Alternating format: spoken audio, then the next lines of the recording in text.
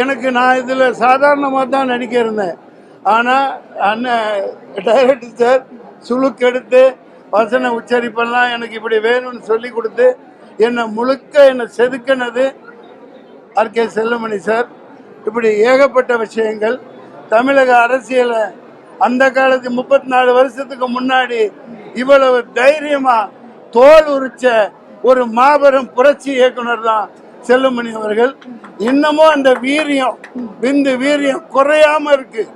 நிச்சயமா அது குறையாம அடிப்பார். அதன் மூலம் ஒரு மிகப்பெரிய ஒரு புரட்சி நிச்சயமாக ஏற்படும். நான் ரொம்ப பேசிக்க விரும்பல. நான் வீரப்பன் கொலை மிரட்டல் இருந்ததெல்லாம் இல்லை, மக்களாலும் மோகிக்கப்பட்ட.